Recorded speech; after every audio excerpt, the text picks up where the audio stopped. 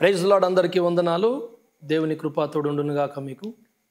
స్నేహితులారా, దేవదూతలకు శరీరాలు ఉన్నాయా? మరి వాళ్ళు అంటే నరుల కుమార్తెలను దేవదూతలు వచ్చి వివాహం చేసుకున్నారా? మరి దేవదూతలు ఎంతమంది, ఎన్ని యుగాలు, ఎన్ని లోకాలు అని ముందు వీడియోలో తెలుసుకున్నాం. సెకండ్ వీడియోలో వారి శరీరాలు ఉన్నాయా లేదా, ఉన్నాయని కూడా మనం అనేక లేఖనాల ఆధారాలు తీసుకున్నాం. మరి దేవదూతలు శరీరాలు మార్చుకోగలరని కూడా అనేక ఆధారాలు చూపించాను. సో ఆ వీడియోలో కింద కామెంట్ పెట్టారు ఒక సోదరుడు, నరుల కుమార్తెలను దైవ కుమారులు అనగా దేవదూతలు వచ్చి వివాహం చేసుకుంటే వారికి పిల్లలు పుట్టారు, వారు నెఫిరీయులు అని మీరు అంటున్నారు కదా. మరి ఆదికాండము 6వ అధ్యాయము 4వ వచనం ఒకసారి చదివి. ఆ దినములలో నెఫీలులను వారు భూమి మీద ఉండిరి, తర్వాతను ఉండిరి. చాలు. మరి ఆ రోజు నెఫ్రీయులు అనగా దైవ కుమారులు నరుల కుమార్తెలను వివాహం చేసుకున్నప్పుడు వారికి జన్మించినటువంటి మరి సంకర జాతి సంతానం మరి నెఫిరీయులు, వాళ్ళు 70 అడుగుల ఎత్తు వాళ్ళు పుట్టారు. సరే, ఆ జలప్రలయం వచ్చేసింది, అందరినీ దేవుడు తుడిచిపెట్టాడు. జలప్రలయం తర్వాత కూడా ఈ నెఫిరీయులు ఉన్నారు కదా. అప్పుడు దేవదూతలు ఎక్కడున్నారు? దేవదూతల్ని దేవుడు బంధించేశాడు కదా.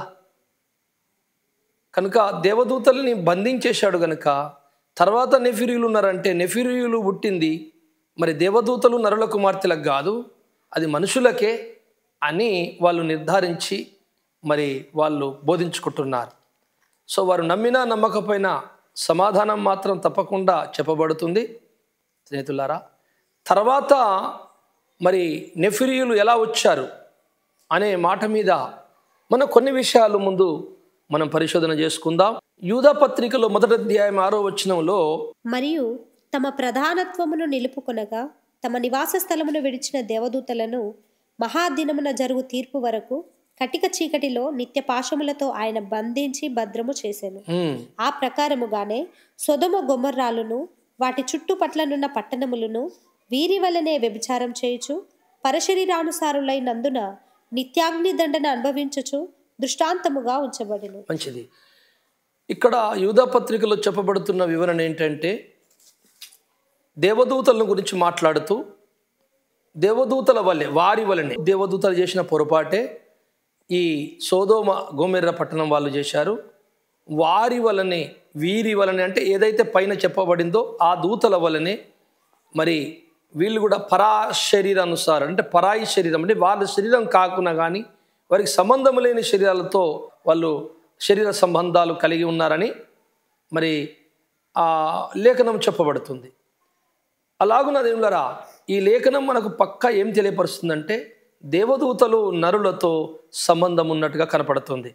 పరాశరీరానుసారులు అంటే పరాయి శరీరం.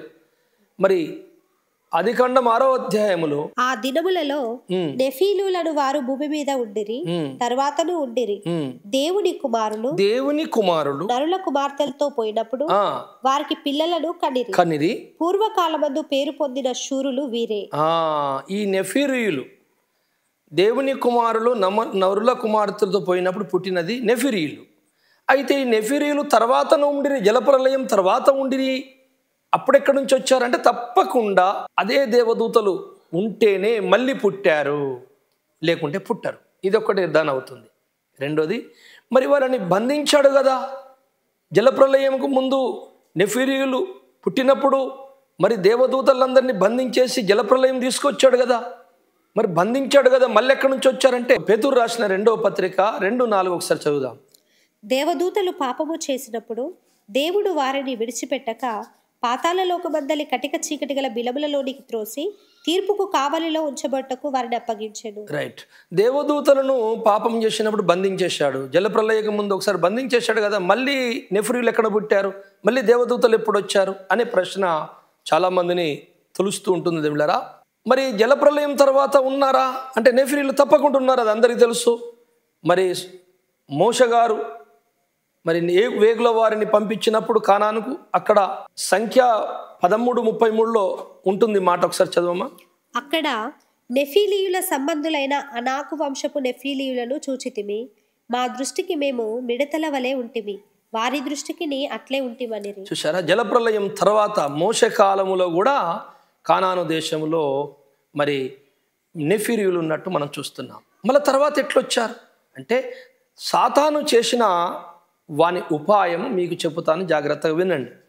వాడు భూమి మీద దేవుడు ఏ తీర్మానం చేసుకుంటాడు, నేను చెడగొడితే, సంకర జాతిని తయారు చేస్తే, నేను నా మరి విత్తనాన్ని నేను చల్లుకుంటే దేవుడు ఏం చేస్తాడు అని ఆలోచన చేసి మొదటిసారి కొంతమంది దూతల్ని ఒక గ్యాంగ్ను దించాడు. దించి మరి మనుషుల కుమార్తెలతో సంపర్కం అనగా వివాహం చేసుకొని వారు నెఫిరీయులను కన్నాడు. అప్పుడు దేవుడి కోపం వచ్చి జలప్రలయంతో మొత్తం స్మాష్ చేసి పడేసి అప్పటి దూతలని బంధించేశాడు. వాస్తవమే. మరి రెండవసారి మళ్ళీ అలాంటి దూతలని తీసుకొని రావడం జరిగింది. వాడు ఆదికాండము 9వ అధ్యాయం 13వ వచనంలో దేవుడు ఒక వాగ్దానం చేశాడు. ఆ వాగ్దానాన్ని విన్నాడు వాడు. మేఘములో నా ధనస్సు ఉంచి తిని, అది నాకును భూమికి మధ్య నిబంధనకు గుర్తుగా ఉండును. భూమిపైకి నేను మేఘమును రప్పించినప్పుడు ఆ ధనస్సు మేఘములో కనబడును. అప్పుడు నాకును మీకును సమస్త జీవరాశులకును మధ్య ఉన్న నా నిబంధనను జ్ఞాపకం చేసుకుందును గనుక సమస్త శరీరులను నాశనం చేయుటకు అలాగు ప్రవాహముగా నీళ్లు రావు. చాలు. దేవుడు అన్నాడు జలప్రలయం అయిపోయిన తర్వాత నోవాహు వారి సంతానంతో, చూడు నీకు నాకు ఒక నిబంధన అని ఒక ఇంద్రధనుస్సును పెట్టాడు. ఇది కనపడినంత వరకు నేను జలప్రలయంతో ఇక మనుషులను ఎప్పుడు చంపను అన్నప్పుడు సాతానుడు ఇప్పుడు అనుకున్నాడు, ఇప్పుడు నేను నా సంతానాన్ని అంటే నేను సంకర జాతిని సంతానాన్ని పుట్టిస్తే ఇక నా ఇత్తనం పోదు, నా సంతానం ఉంటుంది. మరి మనకు కావలసినటువంటి వ్యక్తులు మనకు భూమి మీద సంచరిస్తారు, మన ఆధిపత్యము కొనసాగచ్చని వాడు మళ్ళొక గ్యాంగ్ని దింపినప్పుడు దేవుడు మళ్ళీ బంధించాడు వారిని. నెఫిరీయులని సంతానం లేకుండా చేశాడు. ఎలా బంధిస్తాడు? అలా బంధిస్తాడా దేవుడు?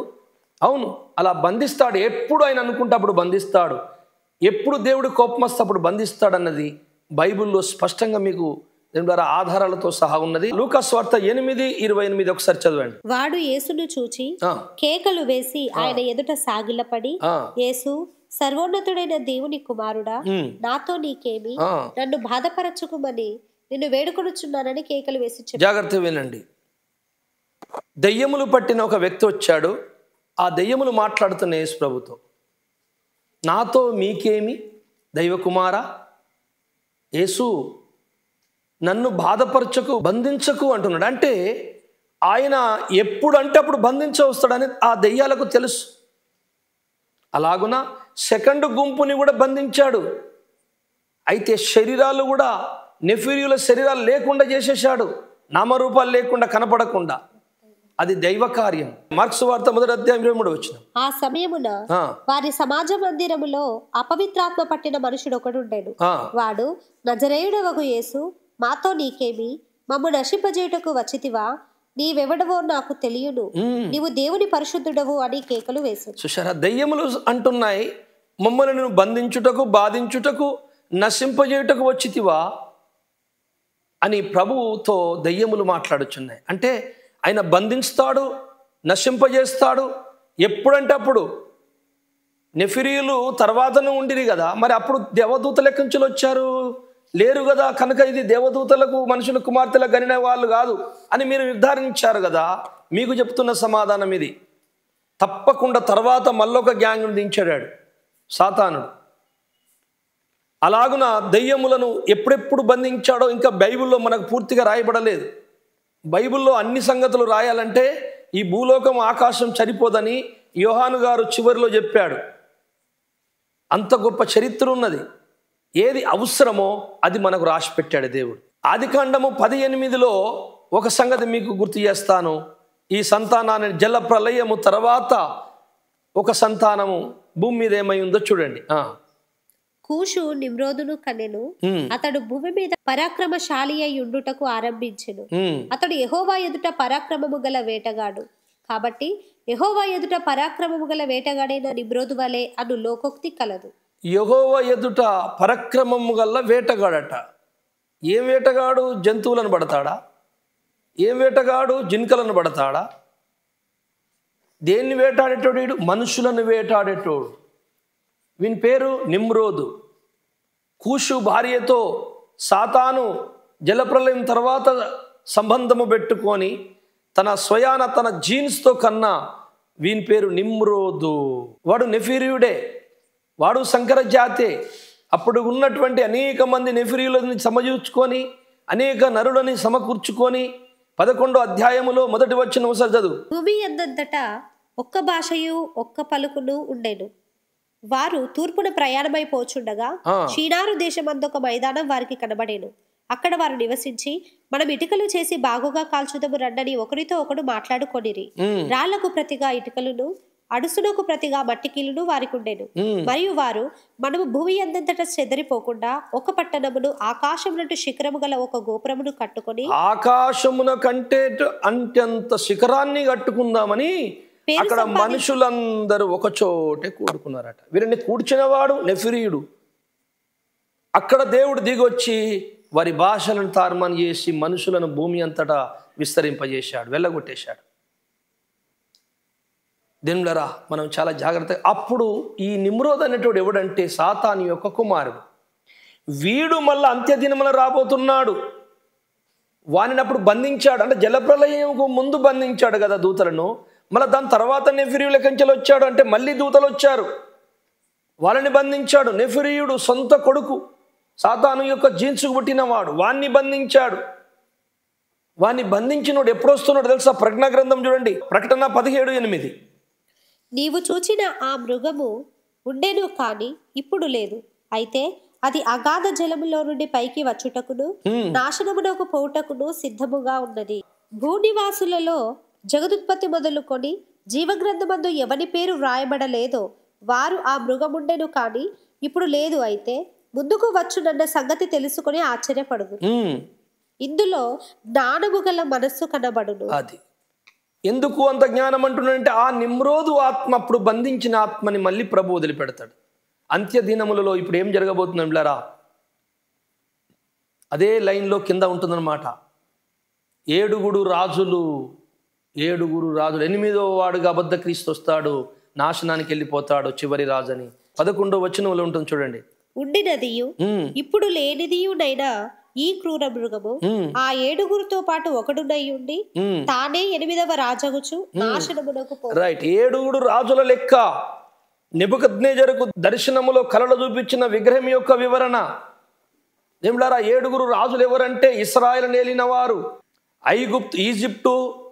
ఐగుప్తులో ఉన్నారు కదా, ఏలేరు ఇశ్రాయేల్ని. ఈజిప్టు, అశూరీయులు, బబులోను, మాదియ పరాసిక, గ్రీకు, రోమా, తర్వాత ఇప్పుడు రాబోతున్న దశరాజ కూటమి 7 అయిపోయినాయి.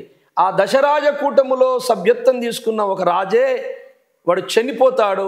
వాని లోపలికే నిమ్రోదు ఆత్మ వస్తుంది, వాడు లేచి నిలబడతాడు. వాడే అబద్ధ క్రీస్తు. వీడు 8వ వాడిగా నాశనానికి వెళ్ళిపోతాడు. చివరిగా ఇక రాజులు లేరు. ఆ తర్వాత ఒక రాయి మహారాజ్యముని గెలుస్తుంది, అదే క్రీస్తు.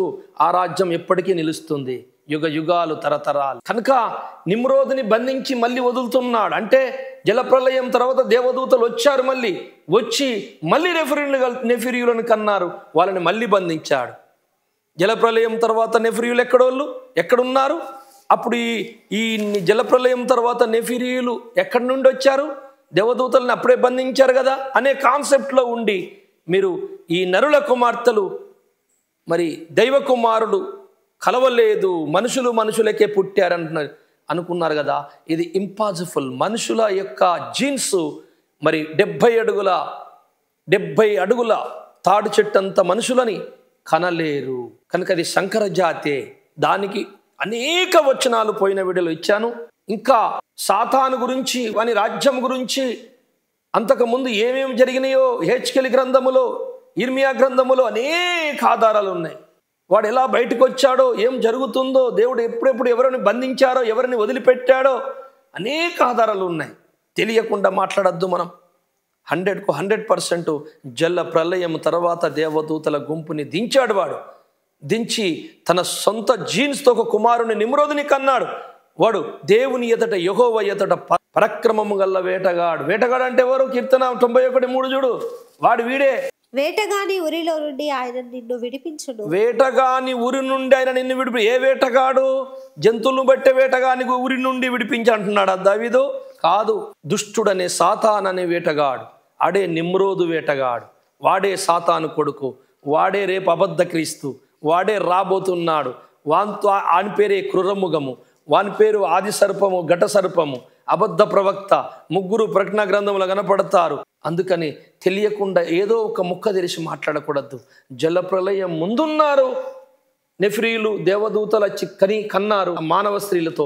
జలప్రలయం తర్వాత కూడా మళ్ళీ ఒక గ్యాంగ్ దింపాడు, వాళ్ళు అన్నారు. ఆ తర్వాత దేవుడు మరి వాళ్ళని టోటల్గా బంధించేసి నెఫ్రీలు లేకుండా, ఆ భారీ శరీరాలు లేకుండా మొత్తం తుడిచిపెట్టేశాడు. ఆ తర్వాత నిమ్రోదు చరిత్ర మనకు బైబిల్లో కనపడుతుంది. అక్కడ భాషలు తారుమారు చేశాడు. దింలరా మీరు చాలా జాగ్రత్తగా ఆలోచించండి, చదవండి, నేర్చుకోండి. దేవుడు సత్యం మీ హృదయంలో ఫలింపజేయునుగాక. ఆమేన్.